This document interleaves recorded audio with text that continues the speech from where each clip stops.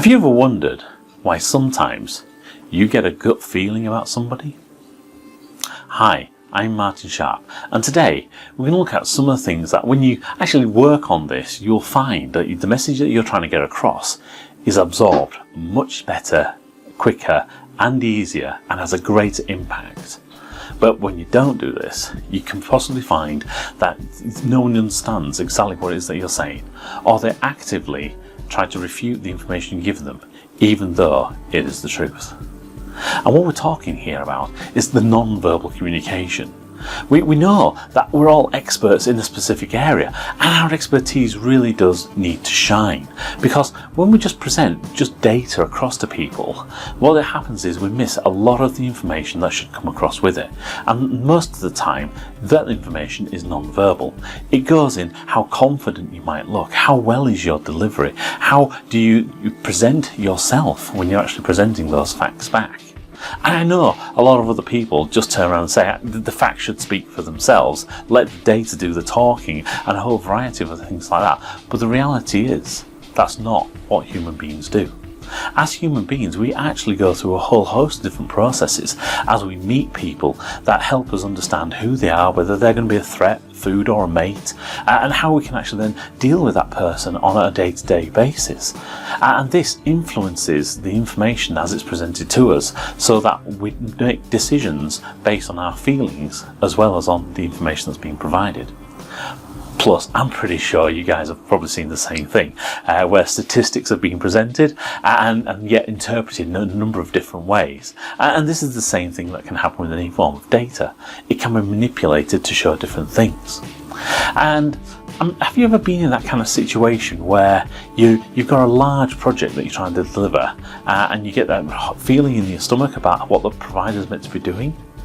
Maybe they're not necessarily giving you all the information, or maybe something is better than what it should be, but they're not able to articulate that, and therefore you have a gut feeling that this is the right decision, or a gut feeling that this is the wrong decision.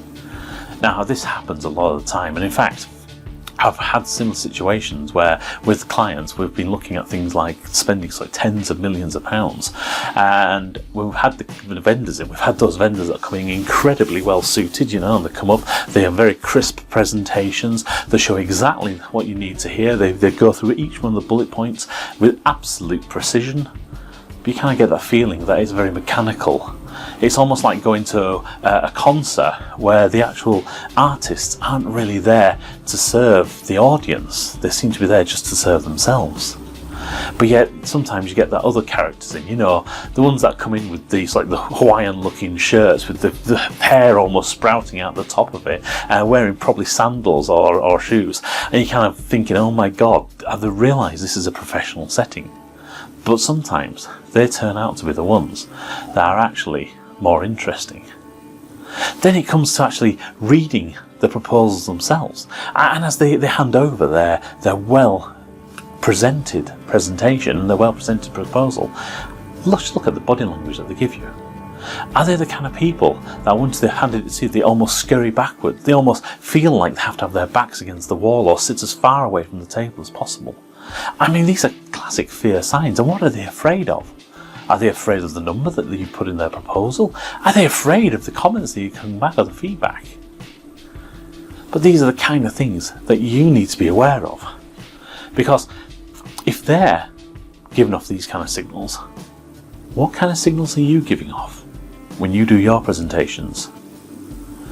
What kind of messages are you giving out when you have your conversations? And how are you presenting yourself? So I'd like to ask you this. Are you going to go away, are you going to learn a little bit more about what your non-verbal communication is like and how to recognise it in other people, so that you don't just go on instinct, but you go on thought? Are you also going to work on your own non-verbal communication to make sure that every time you have a conversation with somebody, you are presenting yourself in the best possible way? Or are you just going to ignore it and hope the data does the work? Now, I'd like to leave you with this thought, and that is, I do listen to you, and I do like what you're saying, but I also listen harder when your mouth stops speaking. Bye for now.